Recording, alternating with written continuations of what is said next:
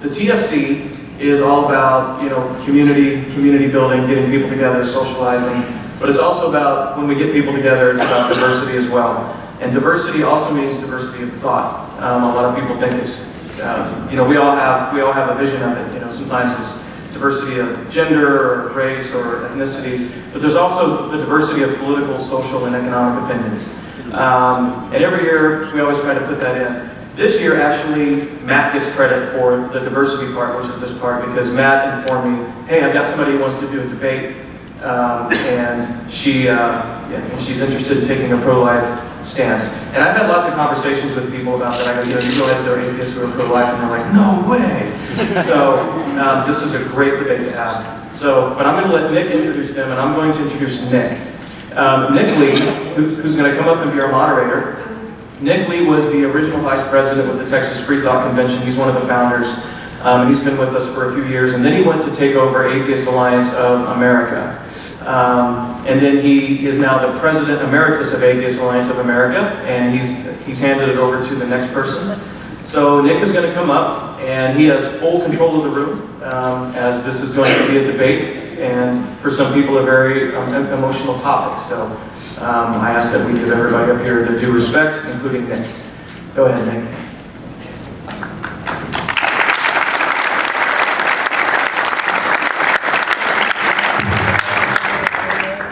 Thank you, Paul.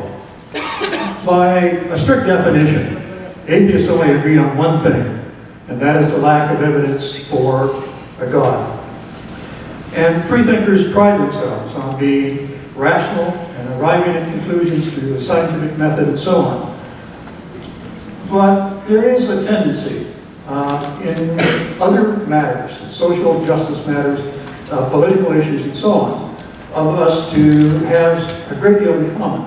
And there's a danger in getting into a group thing that we're all progressives and bleeding heart liberals. And it's not the case. Paul keeps saying there are Republicans among us, there are Democrats among us, libertarians among us, and so on.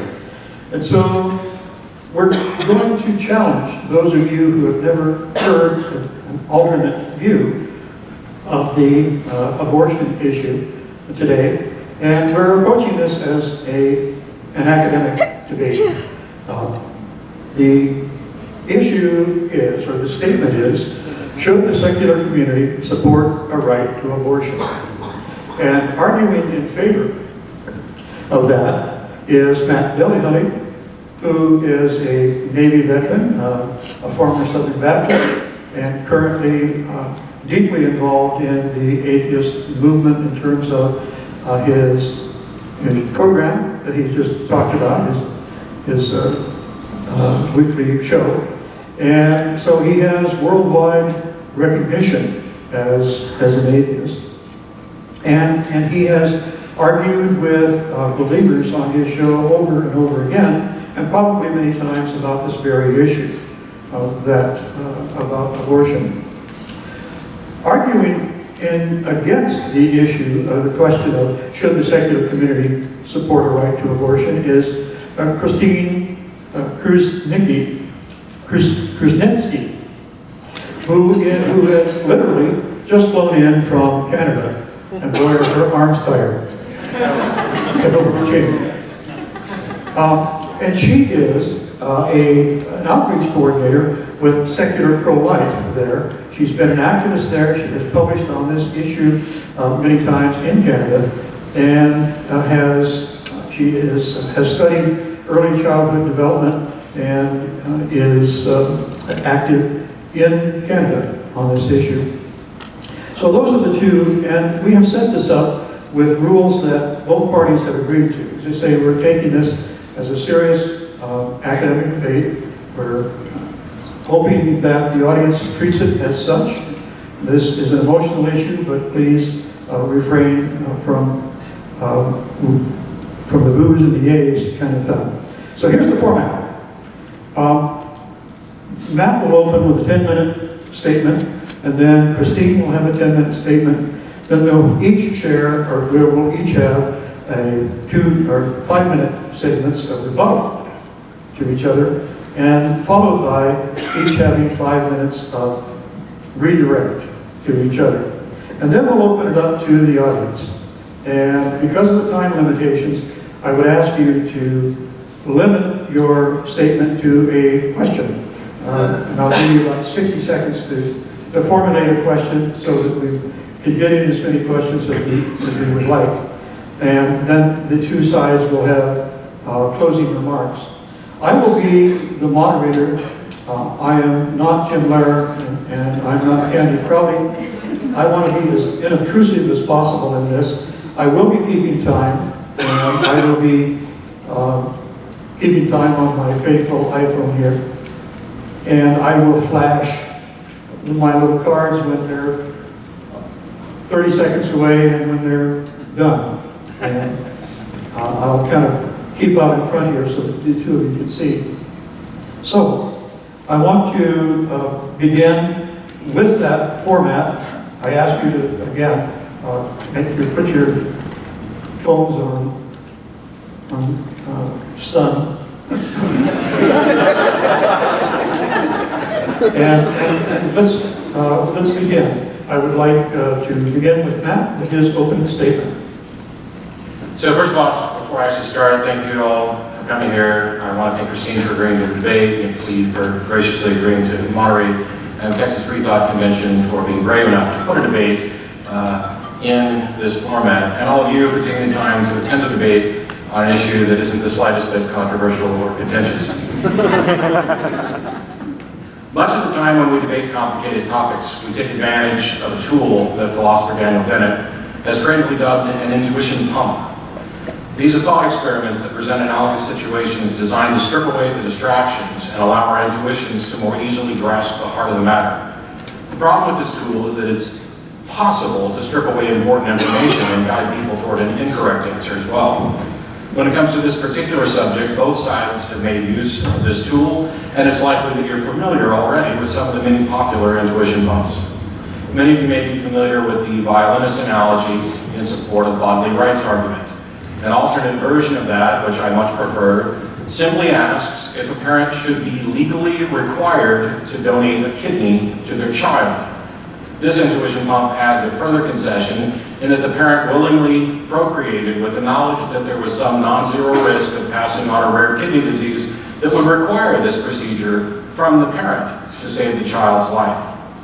Many people might consider that parent a moral monster for refusing to donate a kidney, but I've yet to see any sound justification for legally requiring the donation, and the morality of the situation and the legal responsibility are separate issues.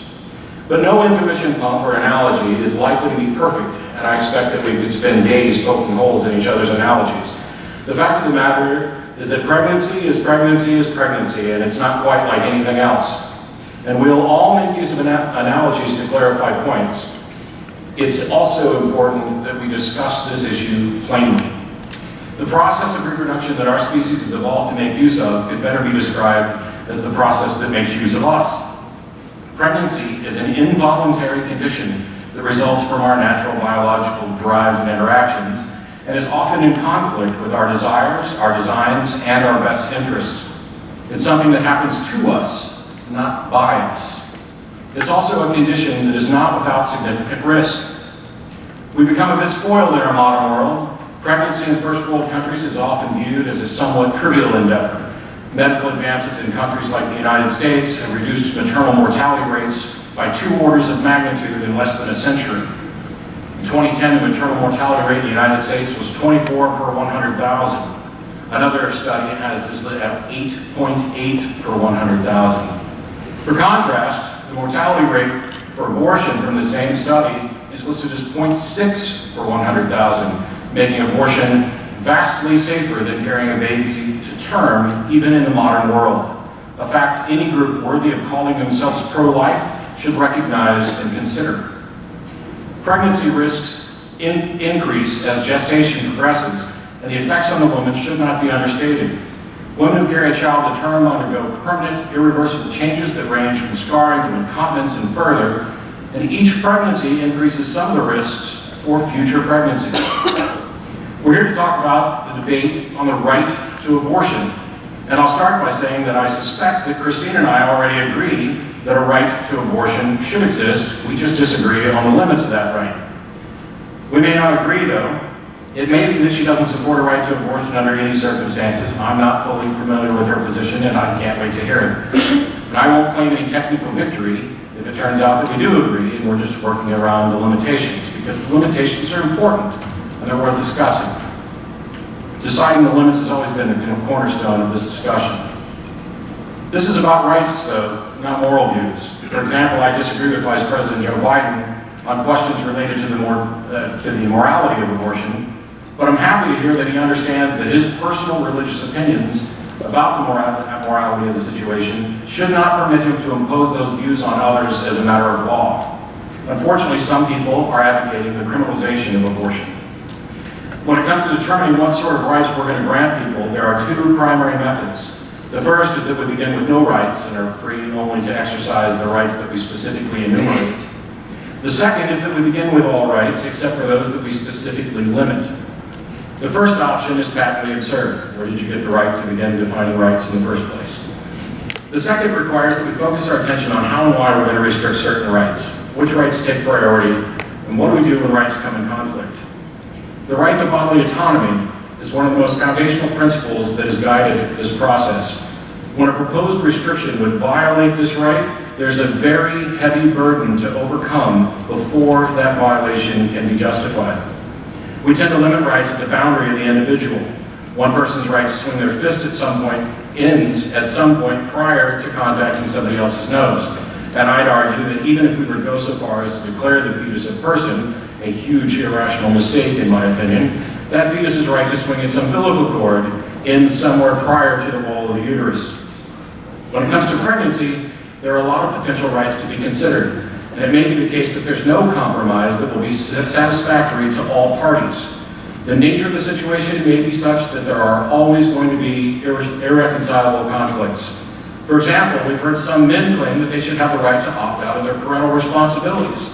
That's a discussion worth having, and there may or may not be room for improvement and compromise. But that compromise should never result in forcing a woman to have an abortion or in forcing her to carry a fetus to term. The arguments opposing a woman's right to choose or right to terminate a pregnancy tend to rely on claims of personhood for the embryo or fetus and some claim of parental responsibility on the part of the pregnant woman. The arguments from parental responsibility are nothing more than question begging and naturalistic fallacies. They assume the very thing they're trying to prove. Labeling a woman a parent in order to saddle someone with a pregnant woman a parent in order to saddle them with parental responsibilities is akin to calling the universe creation in order to claim that it needs a creator. They also try to claim that the natural consequences of becoming pregnant automatically imbue you with the responsibility to care for that life, while flatly denying that terminating a pregnancy is an act of taking responsibility for the condition you find yourself in. Moreover, parental responsibility still should never compel the use of someone else's body. The arguments for personhood not only suffer from question begging and naturalistic fallacies, they're also similarly irrelevant, as the bodily rights argument demonstrates. You may be morally virtuous and lauded as a hero for doing so, but you should not be legally compelled to run into a burning building to rescue someone. One person should not be compelled by law to risk their life, donate organs, or even sacrifice their health or happiness in order to benefit another. Legal obligations of this kind necessarily sacrifice one person's rights in favor of another's. Moreover, personhood extends beyond abortion and addresses issues of contraception and personal choices about health.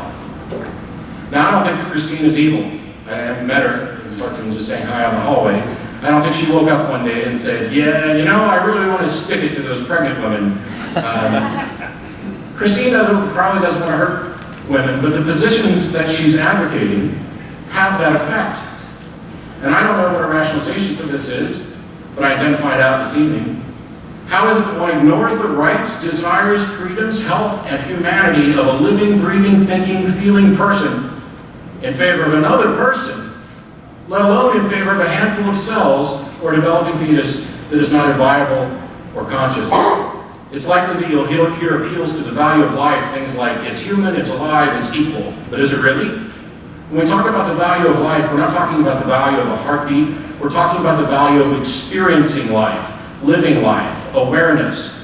Terry Shiver was dead long before anybody pulled the plug, and a fetus, while it is as alive as a mass of cancer cells, under one definition, is not alive in the sense that it is not reasonably equivalent. Consider teratomas, which include organs, unique organs. How do you make that distinction? The biological complexities of this situation are staggering. Recently, I love babies. My wife and I are considering having one. Just the day before yesterday, we were in the office.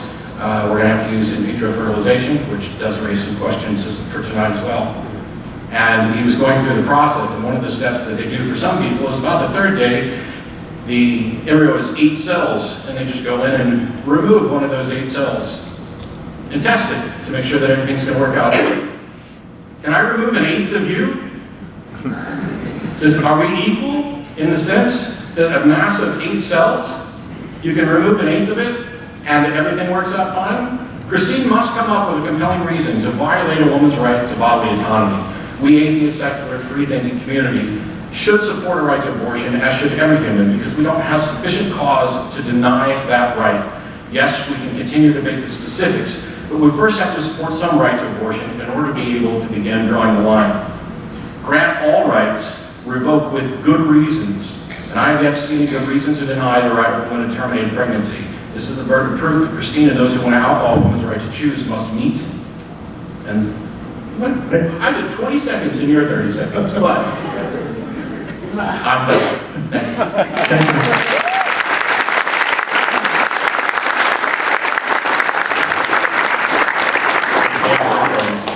Now an opening statement from Kristine. Well, first of all, I want to thank Matt for having requested that I come and debate with him. I was quite thrilled to have the opportunity to be able to share my views with the atheist community, since this issue is often framed under religious arguments. I also want to thank the Texas Freethought Convention for having made this available.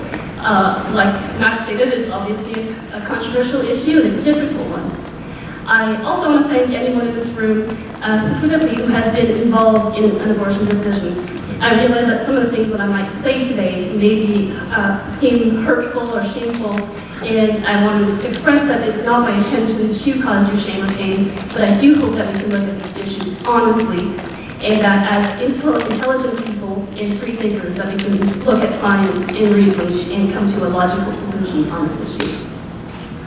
So, as Matt accurately said, pregnancy is pregnancy, and we have to define what is it, really, before we get down to it. Before we can decide whether abortion is a right that we should support or a wrong that we should oppose, we do need to be able to define our terms. And I've got a little cartoon here that shows,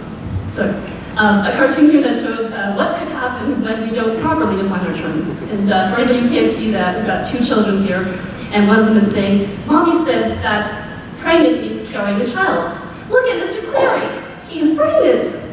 You know, clearly these children are confused.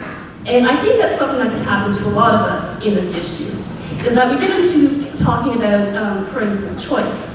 But yet, if we don't define what that choice is, we could say, well, I'm pro-choice, I'm anti-choice, but really, what's the choice? And so, in order to really pursue this issue accurately, I believe we have to ask 2 questions. The first is, what is the fetus? And the second is, what is the unborn? Because ultimately, I agree with Matt. This is the problem with having someone else putting the PDF. I agree with Matt on everything that he has just said. I think that we should trust women. I think that we should respect the right to privacy. I think that we shouldn't be forcing women to have dangerous surgery if we make abortion illegal. I think that all these things are absolutely accurate and true, and that abortion should be safe and it should be legal, and all these things are a fact if the preborn are not human beings. Because ultimately it does boil down to that. If abortion does not kill a human being, then no justification for abortion is necessary. But if abortion does kill a human being, then no justification for abortion is adequate. And if we look ahead, I've got this little video from 9 weeks embryoscopy, and it may or may not load on its own, so don't worry about it. No, not that one. Stop. Go back to the video, please. Technology, isn't it a beautiful thing? Sometimes you have unplanned things that happen in your life. All right, skipping the video. We do have to ask the question of what is it. So, turning to biology, we see that the law of biogenesis, the principle of biogenesis, says that every creature reproduces after its own kind. So, life comes from life. And because all living things reproduce after their own kind, from a biological standpoint, what is inside the uterus, because it came from two human beings, cannot be anything else than a human being. We also know from science, we basically look at what the embryo is based on cell composition and cell behavior. When we look at an embryo, for instance, as compared to sperm or ovum, we see that the embryo is comprised of 46 chromosomes, sperm and ovum and other skin cells sperm and ovum are composed of 23 chromosomes each. They're differentiated cells, just the same way as someone said, well, if you scratch your arm, aren't you committing genocide? No, you're not, because those are differentiated cells. They are different kinds of cells. Second of all, we look at cell behavior. We look at an embryo, even at a single cell. The embryo is different from sperm and ovum because the sperm and ovum each have their own function. The sperm's function is to go search for the ovum. The ovum's function is to be hospitable to the sperm. Once the two of them have merged, you have a new entity that has a completely new function.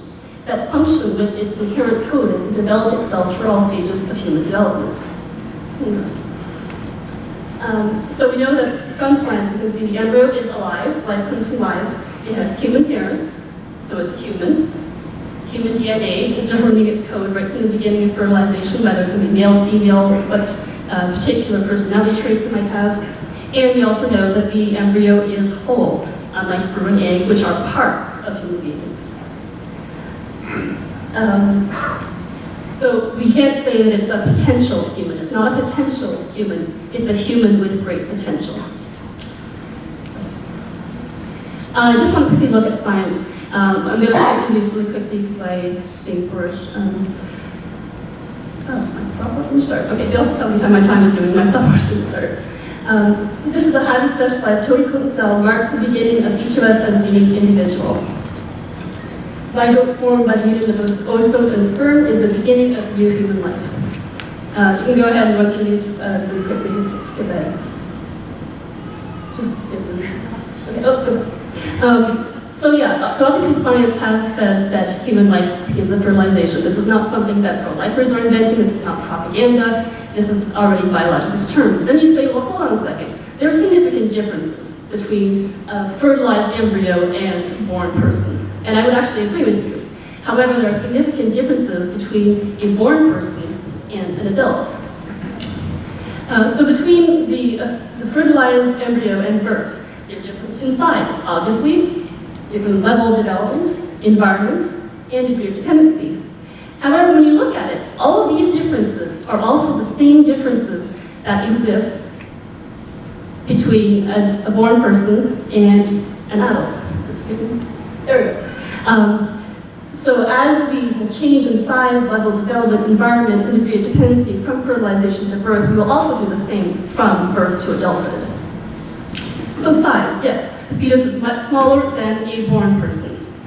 But then again, an infant or a toddler is much smaller than a woman, who is much, often smaller than a man. But we don't say our value is determined based on our size. So value is not determined for any of us past the birth marker. Why should that be determined? Why should size be the marker before birth? Level of development, yes, of course. The fetus is extremely less developed. That raised a few points on consciousness and brain. And yes, so how much do you have? Good. About 2.5. 2.5, okay, wow. So level development, yes, they're a lot less developed. But then again, a toddler is much less developed than a teenager, and we don't say that because they're less developed, they're less valuable. Same thing can be said with environment. We change locations all throughout our life, but where we are doesn't make who or what we are. And finally, degree of dependency. Yes, a fetus is much more dependent than any of us, But that degree of dependency will change over the course of our lives. Sometimes we'll become more dependent or less dependent over the course of our lifetime. Dependency is not what makes us valuable. Go ahead. So ultimately, we have to ask the question, the second question, after we've asked what is the fetus, we have to ask what is abortion. So if you can go ahead and play the other video. So I'm going to show a very brief video, and it has graphic visuals, so feel free to close your eyes if you don't want to see that, because I think that we need to honestly ask the question. It's not a question of whether this is emotional, it is. But as Naomi Wolf has said, we have to, if these pictures are true, then they should be admitted as evidence.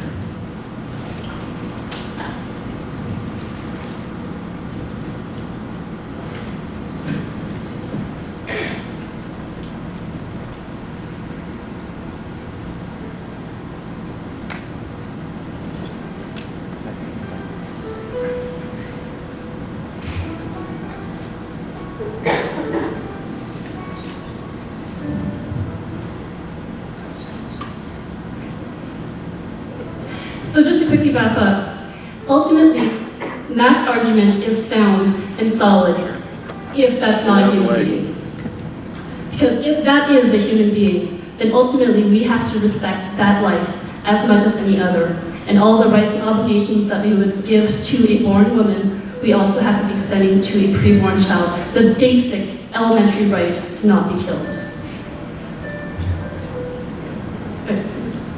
Thank you, Kristine.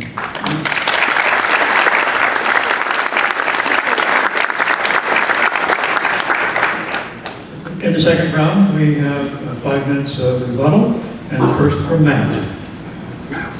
So I'm glad that my argument is sound, if that's not a human being. My position is the bodily rights argument is sound, even if that's a human being. That's the whole point of the bodily rights argument.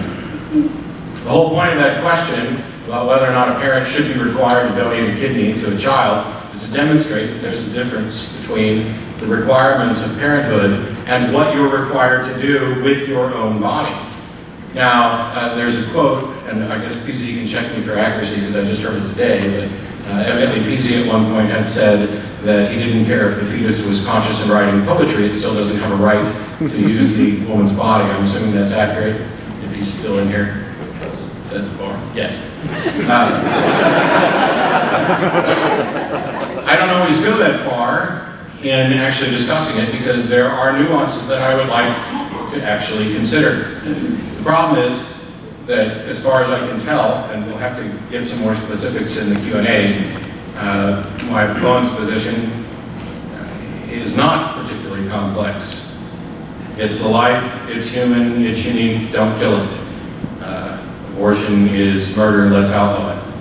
Abortion is the termination of a pregnancy. It is something that I think could arguably be considered self-defense in many cases.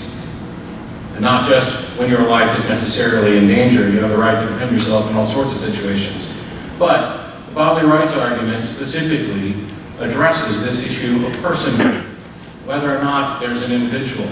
So my argument isn't sound depending on whether or not it's a human. It completely, I could acknowledge, I could grant, as a matter of course, yes, the fetus is a person and let's give it every right a person has.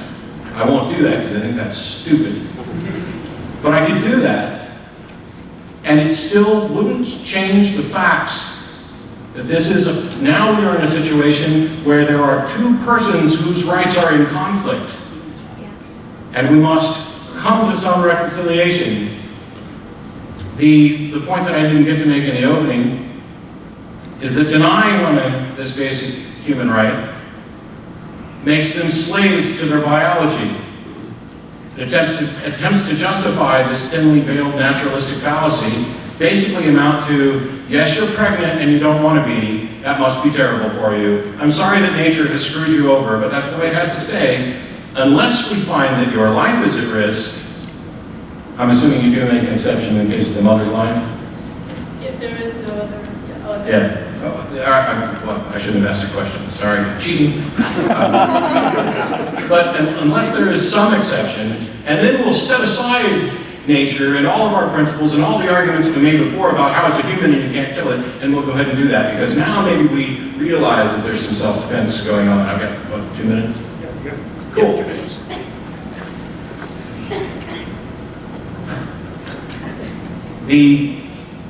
The graphic that she showed, beginning with a fertilized embryo and ending with a 20-year-old, and the argument of saying that there are similar differences between a 20-year-old and a newborn, as there are between a newborn and a newly fertilized egg, is nifty.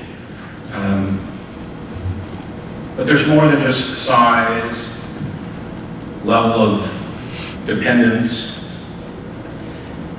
and I didn't raise the question of value. My issue of value is that we must value an individual's rights to sovereignty and bodily autonomy. And we don't have the right to force you to donate a kidney or an arm. We don't have the right to force you to be pregnant. There are a number of complicated and difficult questions that we have to ask, and some of them I hope actually we get the chance to ask and discuss tonight. At the end of the day, I didn't call this a potential human. I'm happy for the sake of arguments and some limited arguments to call it, I guess, a potential person, because there's some debate about whether or not we're going to give it the rights of a person. But even if we do, that doesn't in any way change the nature of the discussion. I can have a kid, and I do not have any obligation to donate blood, kidneys, or make use or allow them to make use of my body. And by the way, I'm speaking on behalf of women. The irony of a man speaking on this issue has not escaped me. But for the people who think that I don't have a dog in this hunt, I have a wife, I potentially have daughters, I have mothers, I have friends. This is an issue that every human being should care about.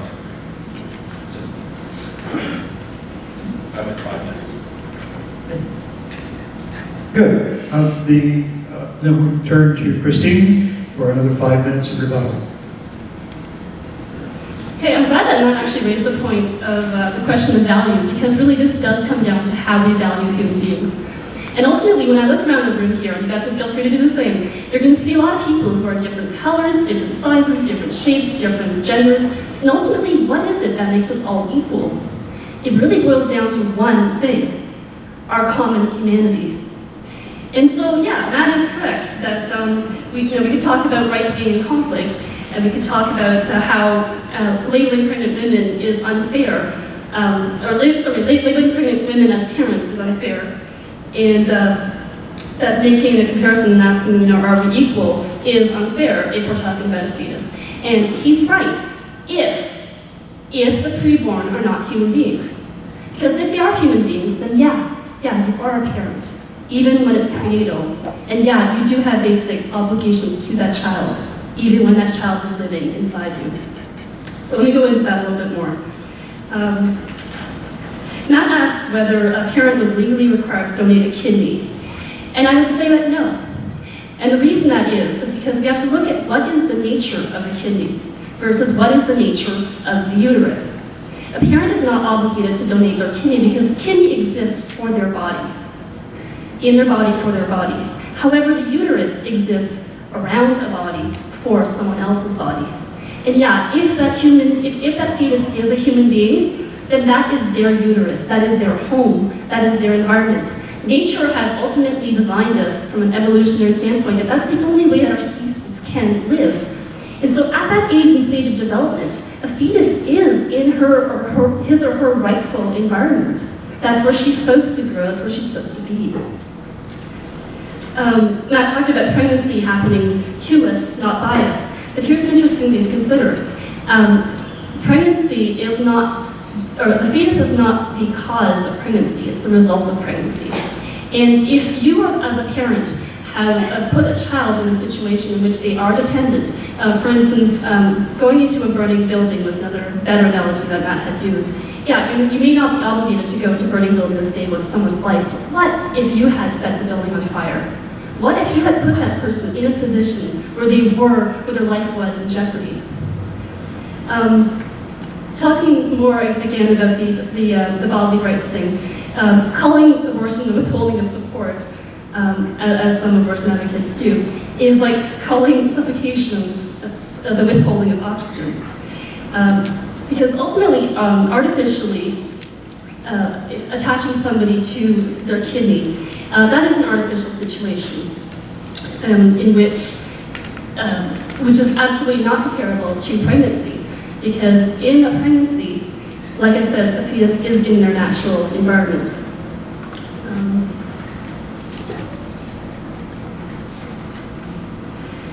Yes, so there's rights in conflict.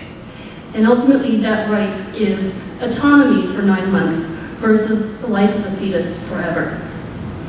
And parents do have basic obligations to their children. They have an obligation not to do extraordinary things like take them to Disney World, but they do have an obligation to feed and to shelter them. And so if that fetus is their child, their human being, prenatally, then they've got a basic obligation to shelter and to feed them prenatally. And finally, Matt had talked a little bit about parental rights and obligations for men. Now, men, they have the possibility of saying, well, hey, I did not consent to having my sperm used. I did not have consent to being a father. However, that doesn't give them the right to then kill that child on which that human being after the child's born. They can't say, well, I don't want to pay child support. I don't want to be responsible for this child. Therefore, I'm going to cut off my parental support to this child and kill that child. And ultimately, withholding support from a fetus and saying, well, I'm not going to give you my body, it's not the same thing as a kidney, because withholding support actively kills that child. So it's a totally different situation. It's as if instead of saying, well, I'm going to deny my kid, my time's up, so I'll explain that more later. Well, that was 30 seconds. Oh, 30 seconds. It looks like a 0. Okay. So it's, instead of saying, I'm going to deny you the right to my kidney, it's as if that parent said, well, I'm going to actively kill you. Thank you.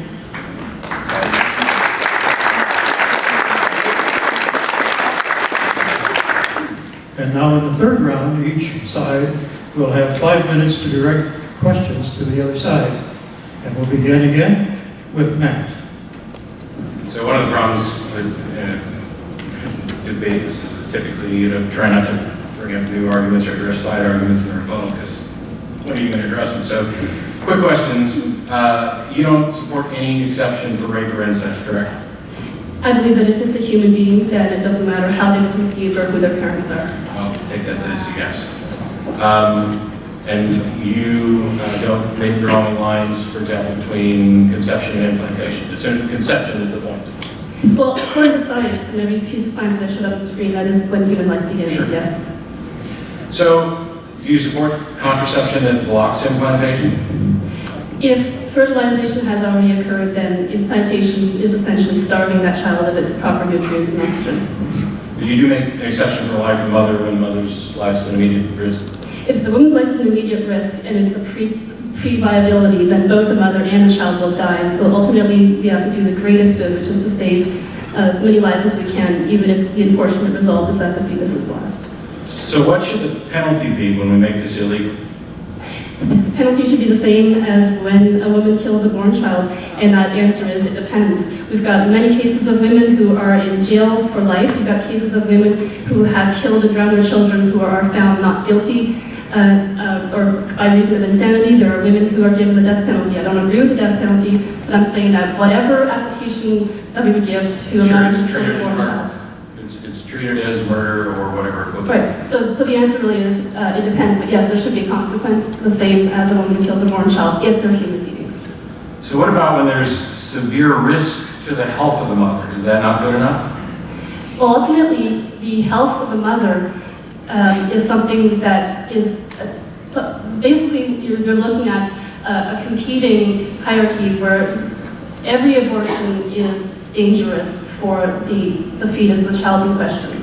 So if it's a human being and the life of the mother, or the health of the mother is threatened, you'd really have to look into it by case, because you're at health according to the... Who looks into that? What is your proposed system of determining what risk is sufficient enough, and why does somebody else need to make that decision instead of the woman and her doctor? Ultimately, it isn't someone else who makes the decision. Ultimately, it's the doctor who would have to say if her life is immediately threatened by this pregnancy. Unfortunately, the way that the law is set up right now, health is so wide that you can pretty much drive a truck through it. Well, health is anything from my emotions, my mental health. What I'm saying is that you said ultimately nobody else is going to make that decision, but you're saying that the doctor makes the decision.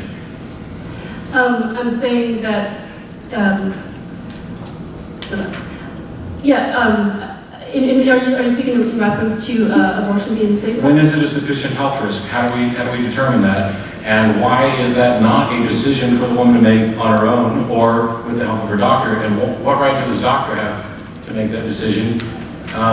You're talking about making this illegal, and I'm trying to figure out how we sort through all these myriad situations in order to determine the penalties. Ultimately, the issue of health, like I said, is we really have to weigh the two in the balance.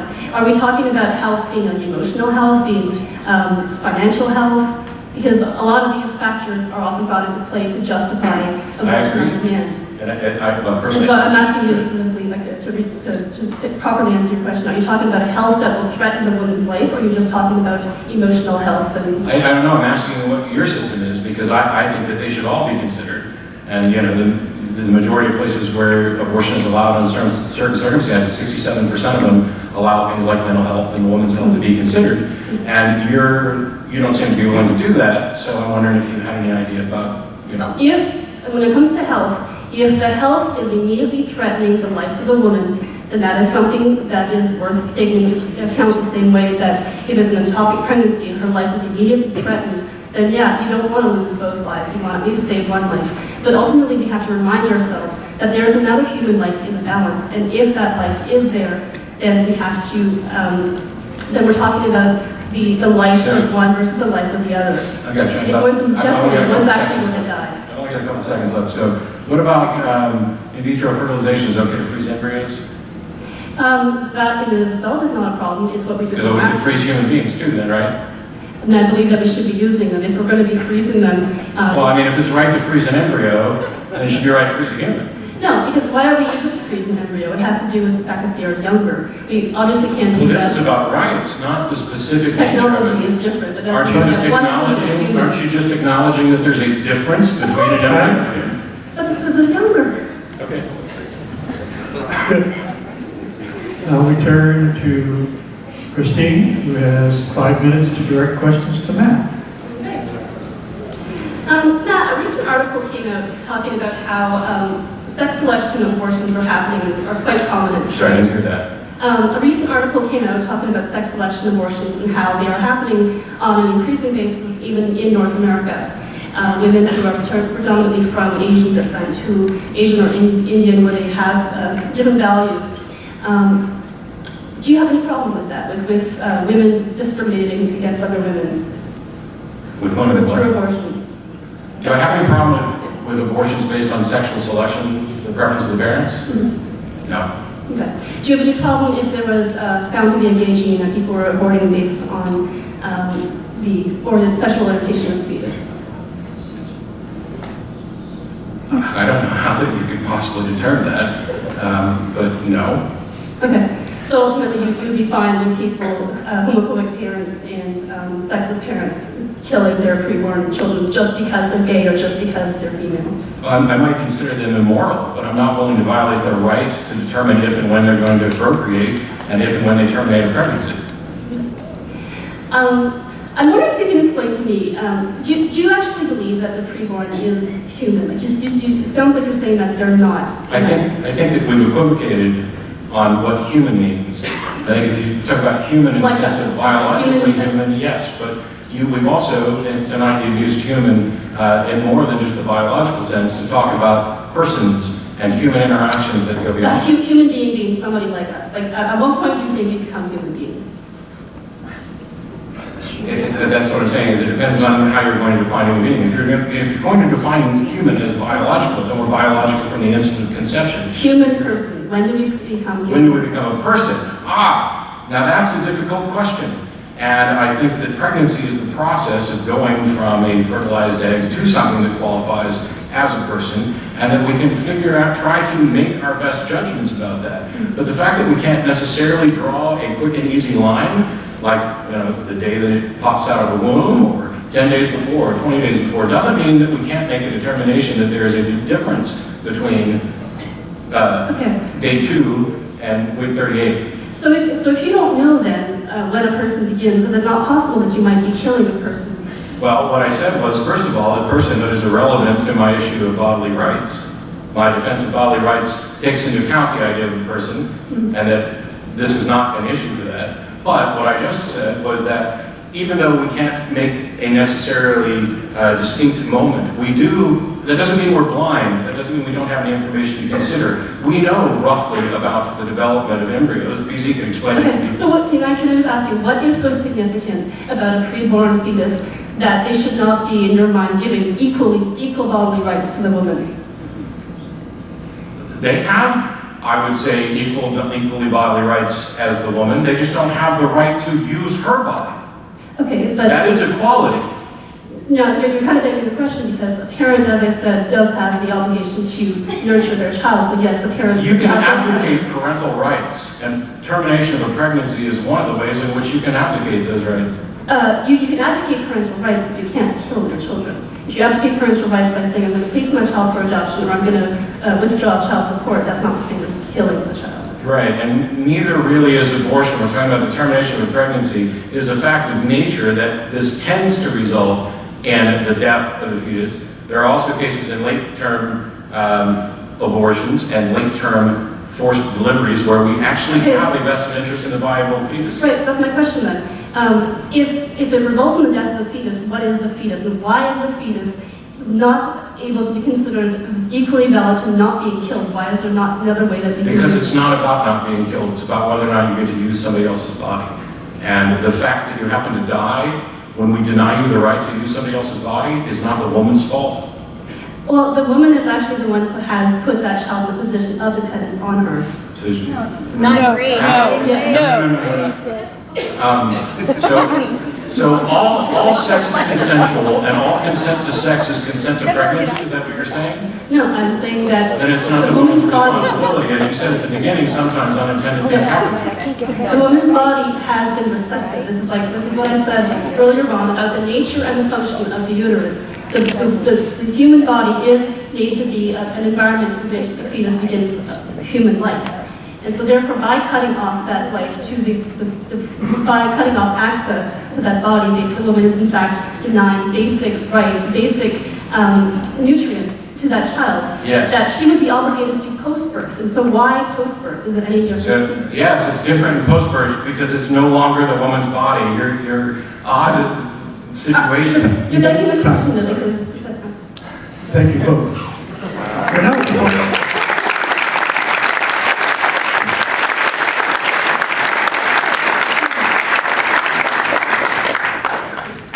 We're now at the point that we can have some time for audience questions. Again, I caution you, I'd like to get a question, and we don't need audience pontificating, just ask the question in about 60 seconds. I have the use of 2 mics, so I would like a volunteer, and I just found one. And we'll try to cover the room with these 2. You stay on that side, I'll stay on this side. Yes, and make sure it's a question as much as you can. I'm going to start over here. This gentleman, Sergio from Houston. I would just like to know how each of y'all define the word abortion.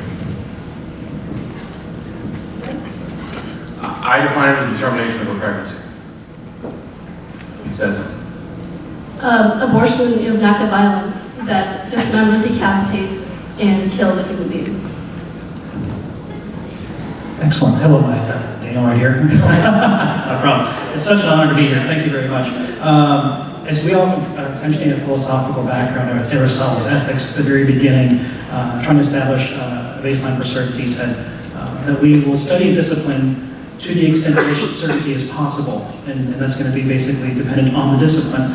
Earlier, your response to Kristine's question about when is a human being become a person. It's a difficult question because it's like, where are you going to get to? Well, earlier you challenged Kristine about, so when can you draw the line about where the mother's life is in danger, that you would go ahead and basically establish that threshold? Would you agree that similarly as in your case, your argument is valid because just because it's inscrutable or it's difficult to determine, it doesn't negate the entire case? Would you allow that to Kristine as well? Well, I would agree that just because something's difficult doesn't mean it concedes the case, but my purpose of asking the question of where do you draw the lines on these issues of health is to point out not just where do you draw the line, where does Kristine draw the line, but how do you go about making this determination and who gets to decide this? I'm in favor of liberty and in favor of a woman having the right to make decisions about their own body. And Kristine's position seems to be that for 9 months the uterus just doesn't belong there.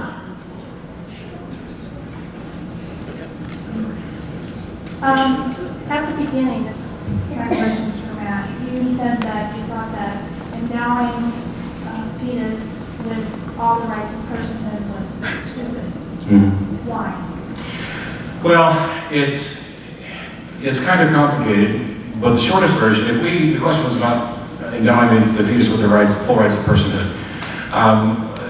The more obvious things are, how does this change our entire view of the statistics? How do we determine birth rates and death rates? How do we determine rights? Where do we begin to draw lines?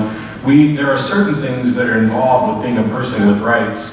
And also, I mean, not just statistics. It's not just, oh, we've got to start over from scratch with some of our numbers about, mortality rates.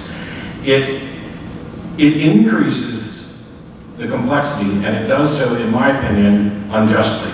The point that I made about, withdrawing 1/8 of an embryo in order to test it, obviously we can't do that to a human. There are distinctions between the two that need to be recognized. And to the question of personhood, while I can't draw a line on this particular day of a pregnancy it becomes a person, that doesn't mean that I can't say justifiably that on day 2 it's not a person.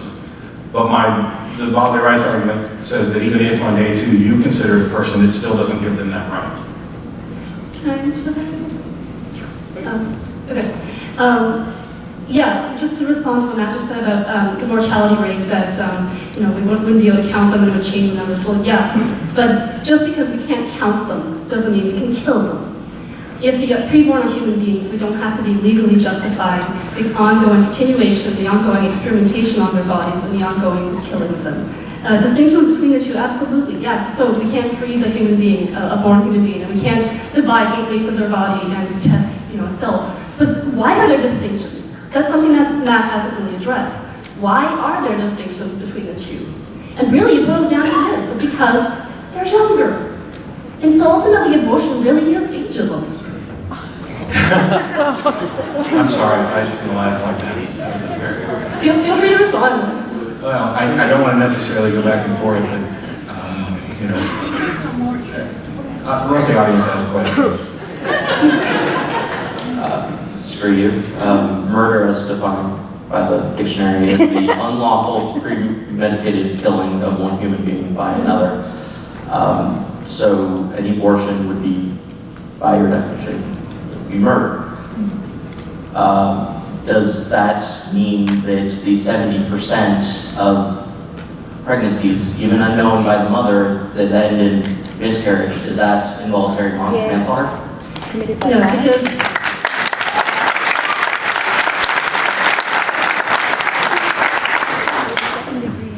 human beings die naturally.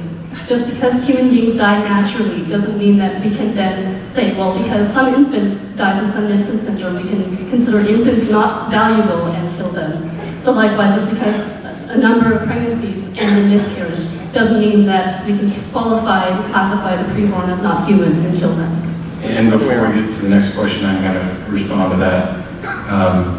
It's a great question, and you kind of shirked the whole issue, which is, how did you find out that this miscarriage was a natural thing? Aren't we going to have to begin investigating every miscarriage once we make it illegal for women to control their own bodily functions?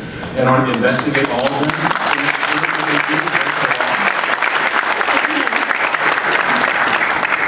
Again, just because there are logistical issues in not being able to count I'm them, not not being able to arguing. investigate them, doesn't mean we can continue to justify what we have now, which is an ongoing situation where we're legally able to kill them and experiment on their embryonic bodies. Okay, the next question we have from Dan from Sierra Vista, Arizona. First, that was a great question, by the way. In fact, I was kind of thinking along the same lines, is an abortion then a crime scene? I mean, really, what you're proposing then is an entirely new set of legislation that enacts laws with punishments that we have to investigate every one of the abortions to determine Well, whether, no, you don't. not an abortion, but determine whether a miscarriage was the responsibility of the mother. Did it happen because she wasn't taking care of herself? I mean, in that case, if you see a mother smoking a cigarette, can she be in prison for that? Can we put a law against, you're saying that's a person inside of her. Is that child abuse? Can we put them in prison? Okay, let me say it again. I fully agree with you that because the preborn is in a unique environment, these are very difficult situations. Yeah, we won't be able to monitor and question and investigate, but there's a big difference between these logistical issues and completely saying, well, fine, we're going to blow open the curtain and say it's perfectly fine to kill them. When we made slavery illegal, and when we ultimately took civil rights and all throughout history, when we have made huge changes in society, people have said, this is completely impossible. You can't do that. It'll be financially impossible. It'll be socially impossible. These social structures are completely going to change. You can't do it. And my answer is, as humanists, we know that we continually to evolve as people. We continually evolve, and I believe that if the preborn are biologically human beings, as I determined earlier, then they are valuable, and we have an obligation to protect them and to change our society to help women in better ways than killing their children. To be fair, I agree with her and concede that the logistical issues are separate from the moral issues and from the legal issues. But I don't think that they're worthy of being ignored. And I think that they get to the heart of the questions that we're trying to ask. And that is, where does one person's bodily rights end with respect to somebody else's? And we keep glossing over that, and every response that Kristine's offered goes back to, it's a person, it's a person, it's a person, don't kill it, without any regard for the bodily rights of the other person. And the question about whether or not a woman should be investigated for drinking or smoking or not taking prenatal vitamins or whatever that might have resulted in this, and whether or not it should be a criminal offense, is an issue of bodily rights. It's not simply logistics. Kristine, you've argued that a pregnant woman has a special responsibility. In fact, you used the word obligation to a unborn fetus because she created it. I assume that's why you want to give it the parental rights. What about the counter argument that she has a special authority over something that could not exist without violating her rights, using her body, using her nutrients, altering her body, and threatening her life potentially? That's an excellent question. Thank you for raising that.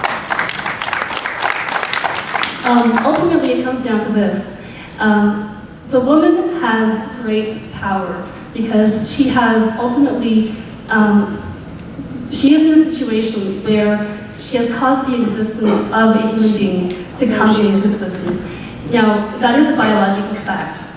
Every month, a woman's body does prepare for the reception of another human being.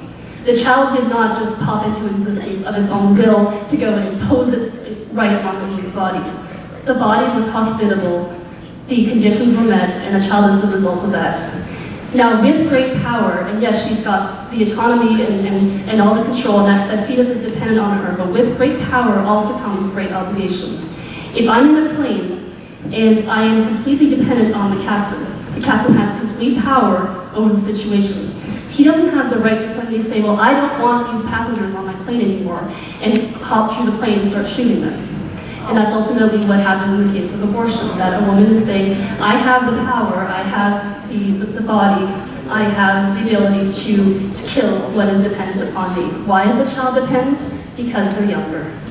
Passenger plane involves consent to an obligation, not an obligation that's externally imposed. And I'm also curious about, and this is for you to consider, because I'm not really asking Kristine. When does the woman's obligation end under this supposed system of all abortions, that you're now the parent, so you have an obligation? When does it end? If there's a 90% viability rate at the 25th week, can a woman just rush in and have a C-section and be done with it? Can they just under that system, when do they meet their obligation? Are they required to absolutely carry it to term? I don't know. But the thing is that as soon as we take the right to choose away, we now have to impose upon individuals, just as the condition was imposed upon them. Consent to sex is not consent to pregnancy, and consent to pregnancy is not consent to remain pregnant. Okay, I do love to answer that question.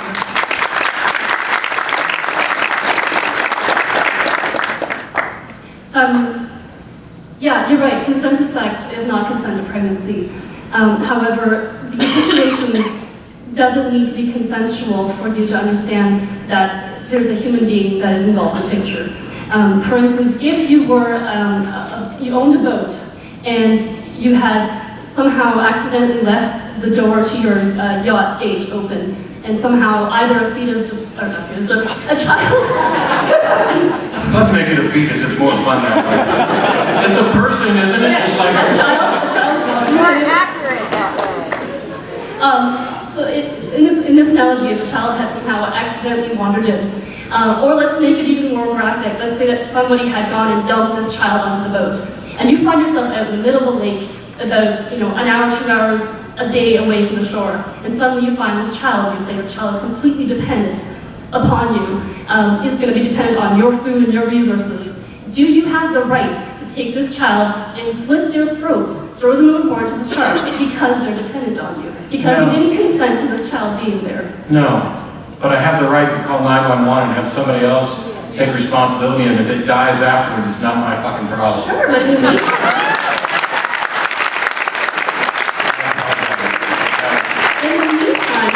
the meantime, before someone else can relieve you of that obligation, you don't have the right to just cut off all. I'm not forcing anybody to take the obligation. I'm just not necessarily accepting it, and I don't accept the fact that if you put your baby on my front porch, that I'm obligated in any way to take care of it. But you are obligated to not kill them. This is where the line gets drawn. We want to make sure we get to the rest of the questions, but yes, you are obligated to not kill them. Okay, next question is from Stacey Gonzalez from Houston, Texas.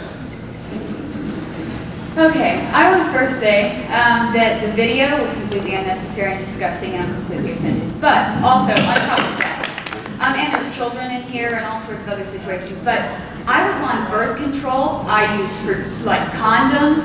I did not want to be pregnant. I did not choose to be pregnant at all. I guess by having sex, I guess I did, but whatever. I didn't choose to be pregnant. I took every precaution I possibly could. I got pregnant.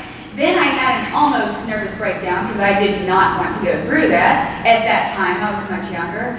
And ended up with a spontaneous abortion. My body rejected it. My doctor said because of my partial nervous breakdown, it was my fault pretty much. Do you think I belong in prison? Okay. First of all, I want to answer the first point that you didn't choose to be pregnant. When I'm playing baseball with my nephew, I can say I did not choose to break the neighbor's window. I just consented to play baseball. However, our choices do have consequences. They also have to say this is about punishment, but there are consequences, natural consequences to our choices. And so if I'm consenting to have sex, which does have the possibility of conceiving a child, just like baseball has the possibility of, breaking a window, then there is a natural consequence that has to follow that. You do need to meet the obligation of that responsibility, and killing the child isn't an option.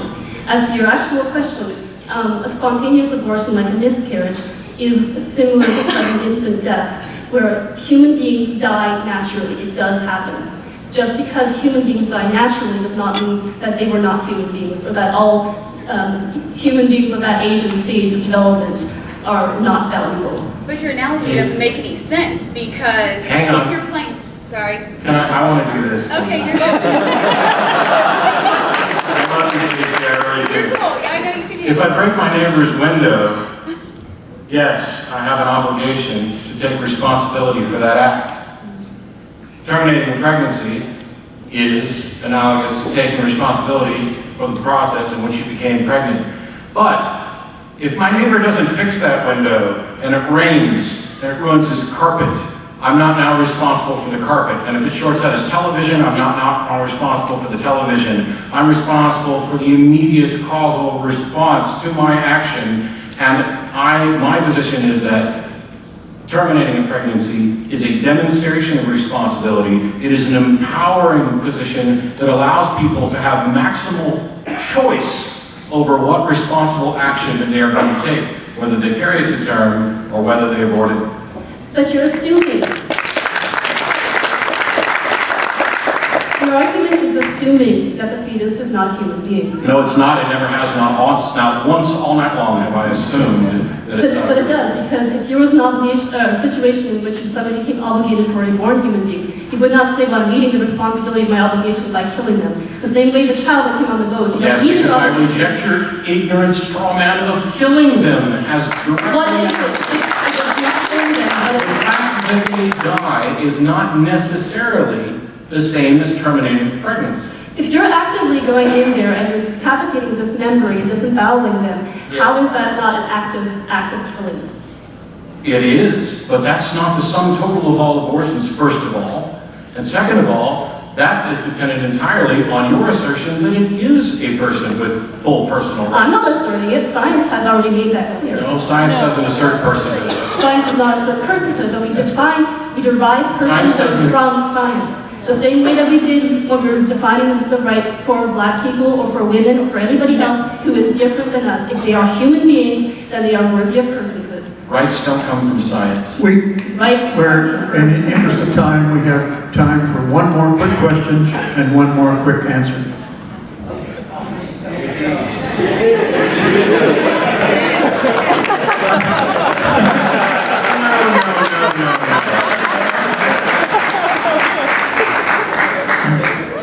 It's been deferred to PZ Meyer. Well, that last bit it was just a final straw there. So several times in this talk I've heard Kristine assert that science has decreed that the embryo is fully human at fertilization. I'm in this field, and I haven't gotten the memo. Okay, when you cited your authorities, I'm very familiar with those authorities. Keith Moore and so forth. Those are people who wrote introductory nursing texts in the 50s through the 70s. So my question would be, have you talked to any modern developmental biologists? Because I guarantee you all of them would say that your argument is full of shit. I actually have a recent white paper that, for those of you who know white papers are scientific journals, by Maureen Klondike. I also have about 50 embryology textbooks that all have the exact same definition of human being, that human life starts when fertilization begins. I don't know of any reputable textbook or scientific journal that has argued otherwise, and please, I would love to see it. You have just changed your argument. I'm sorry? You are distorting the fact text. You're taking a very narrow genetic definition of human and applying that to things like personhood. I can guarantee you that if you talk, for instance, go talk to John Gurdon or Yamanaka, the recent Nobelists in stem cell research, and they will tell you that this is nonsense, that you cannot so discreetly define a human being as a single instant defined fertilization. Okay, well, like I said, I have dozens of embryonic textbooks that would think otherwise. But if you're right, let's just assume, if it's true that science does not know when life begins, then we must err on the side of caution, because otherwise I could be. No. Okay, thank you very much. Now we get to the point where each side has 2 minutes to make a summarization of their arguments, and we again begin with Matt. So, I've got 2 minutes, and I had a prepared closing, but I think I'm going to change it up a little bit. I fully expect the discussion of personhood. My position is that personhood is ultimately irrelevant. And what I tend to see, I was a fundamentalist Christian for a number of years, and my position on abortion, unlike some people, actually changed before I gave up my religion. But for many people, after giving up religion, they still hang on to these ideas, and they lead the evidence toward a conclusion that they're trying to reach. I am not, by the way, I just realized that that is potentially similar to a description of Kristine. That's not my point. My point is that we are guided by our biology. We love babies. Well, some of us do. There are others who don't. We have this intuition about what is a person and what's a future person. And isn't it all just the same? And don't we have to care for it? And isn't this killing? And isn't this something that I can just neatly and simply summarize in one little quickie sentence and be done with it? The problem is that there's more to it than that. There's the rights of more than one individual to consider. And in that situation, there is a powerful burden to overcome before you can impose on somebody else's rights. If we're going to do that, we don't just err on the side of caution because we don't know. We better have a damn good reason. And the fact that it's another person making use of a body is not a damn good reason. It may be sufficient for you to consider someone immoral, or maybe even a moral monster, but it is not enough for us to impose that moral opinion on people as a matter of law and turn women into criminals for protecting their health.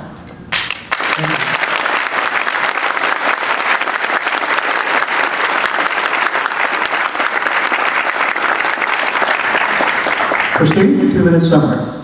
We do need damn good reasons if we're going to be denying people their rights. We do need damn good reasons if we want to impose our moral view of what a human being is on the preborn human. I have argued tonight, from the basis of science, that from a biological standpoint, that the embryo and fetus is a human being. I've also argued that there is no valid reason to deny them personhood, because when we look at the differences between the preborn and the differences between the born, we all vary in these differences from the beginning of fertilization to natural death.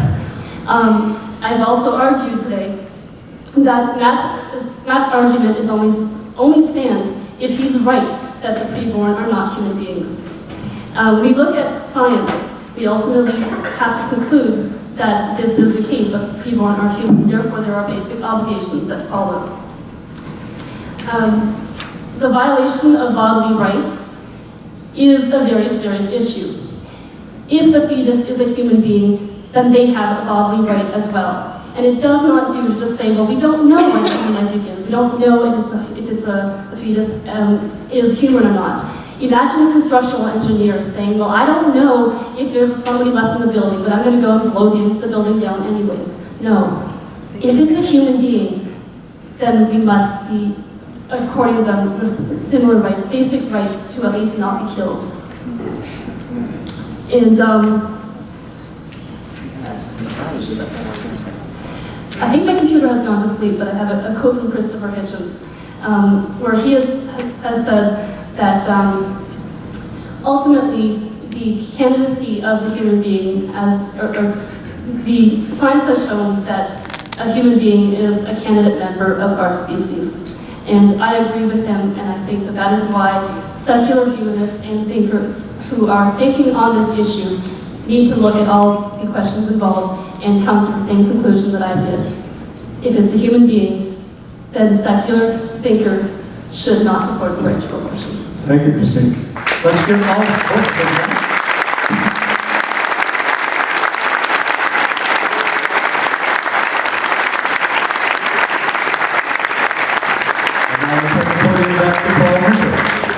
You don't get away that easy. You're going to help me with this.